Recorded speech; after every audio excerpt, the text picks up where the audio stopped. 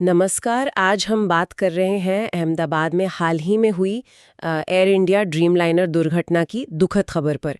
जो भी जानकारी अभी उपलब्ध है, मतलब दुर्घटना का जो सारांश है, उसके आधार पर हम इसके अहम तथ्यों और नतीजों को समझने की कोशिश करेंगे। एक हालिया विमान दुर्घटना जिसने वाकई सबको झकझोर कर रख दिया है। तो आइए आज इस पर थोड़ी गहराई से नजर डालते हैं। जी बिल्कुल, ये वाकई एक बहुत गंभीर और दुखद घटना है।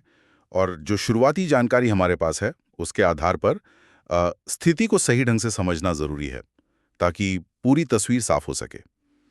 चलिए जो विवरण हैं उन पर गौर करते हैं। हाँ, तो ये घटना हुई 12 जून 2025 को। एयर इंडिया की फ्लाइट 171 थी।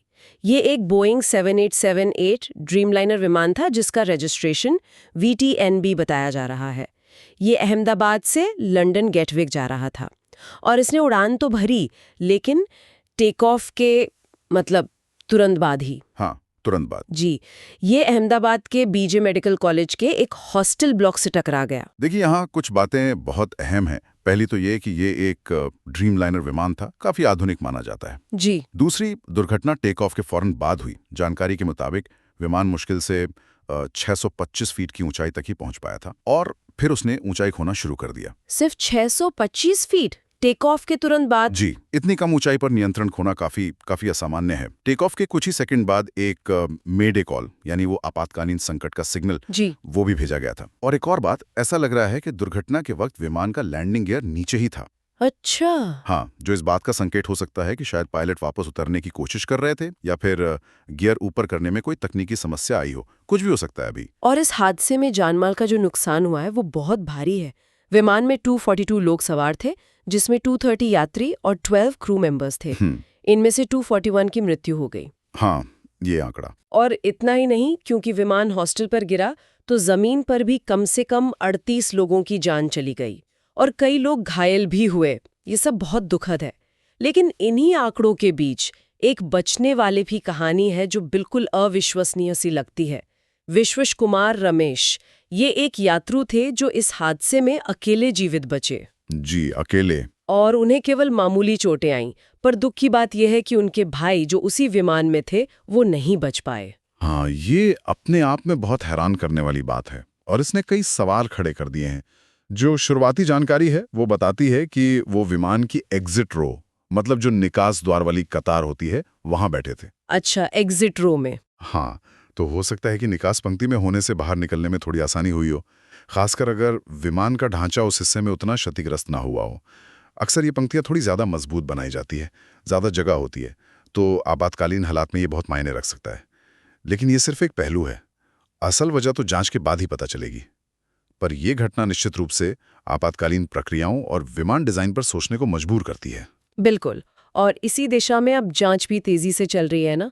अच्छी खबर यह है कि विमान के दोनों ब्लैक बॉक्स मिल गए हैं, मतलब फ्लाइट डेटा रिकॉर्डर FDR और कॉकपिट वॉइस रिकॉर्डर CVR। जी, ये बहुत महत्वपूर्ण है। इन्हीं से पता चलेगा कि असल में क्या हुआ था। भारत का एयर एक्सीडेंट इन्वेस्टिगेशन ब्यूरो यानी AAIB वो इस जांच को लीड कर रहा है। अच्छा। और इसमें UK, US के जांचकर्ता और बोइंग के विशेषज्ञ भी मदद कर रहे हैं। यानी अंतर्राष्ट्रीय सहयोग भी है इसमें। बिल्कुल। और इसके साथ ही जो हमारा DGCA है, नागरिक उड्डयन महानिदेशालय, उसने पायलट और डिस्पैचर के ट्रेनिंग रिकॉर्ड्स की जांच शुरू कर दी है। और भारत में जितने भी ड्रीमलाइनर ऑपरेट हो रहे हैं उन सब की समीक्षा भी की जा रही है। देखिए, अगर हम इसे व्यापक परिप्रेक्ष्य में देखें तो ये ब्लैक बॉक्स का डेटा ही बताएगा कि असल कारण क्या थे। उम्मीद है कि शुरुआती निष्कर्ष कुछ हफ्तों या महीनों में आ सकते हैं और एक प्राथमिक रिपोर्ट शायद 3 महीने के आसपास जारी हो। पूरी रिपोर्ट में तो खैर समय लगता है। हाँ, वो तो है। और इस घटना का असर भी फौरन देखने को मिला है। एयर इंडिया ने एहतियात के तौर पर अपने बेड़े के सभी 33 ड्रीमलाइनर विमानों को ग्राउंड कर दिया है, अतिरिक्त निरीक्षण के लिए। जी, बिल्कुल सही कदम है, सुरक्षा के लिहाज से। हाँ, मतलब उन्हें तब तक उड़ान भरने से रोक दिया गया है जब तक पूरी जांच ना हो जाए। इस वजह से जाहिर है कई उड़ानें रद्द हुई हैं या उनके रूट बदले गए हैं। तो इन सब का मतला निकलता है। देखिए, आर्थिक तौर पर तो बोइंग के स्टॉक में थोड़ी गिरावट आई। निवेशकों में चिंता बढ़ती है ऐसी घटनाओं से। साथ ही इंजन बनाने वाली कंपनी GE पर भी असर पड़ा होगा, क्योंकि इंजन की भूमिका हमेशा जांची जाती है। लेकिन पैसों से ज्यादा अहम बात यह है कि इस हादसे ने पूरे विमानन उद्योग का ध्यान फिर से खींचा है।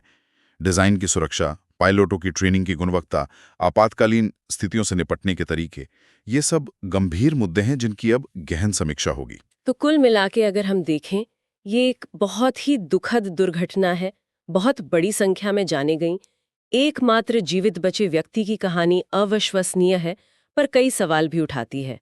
जांच चल रही है, ब्लैक बॉक्स का विश्लेषण सबसे अहम होगा। एयर इंडिया ने तुरंत सुरक्षा कदम उठाए हैं, ड्रीमलाइनर बेड़े को ग्राउंड किया है और इसका असर पूरे एविएशन उद्योग पर महसूस किया जा रहा है। सही कहा आपने। जब तक जांच पूरी नहीं होती और वो ब्लैक बॉक्स का डेटा सामने नहीं आता, तब तक निश्चित कारणों पर पहुंचना संभव नहीं है। लेकिन ये स्थिति एक महत्वपूर्ण सवाल जरूर छोड़ जाती है।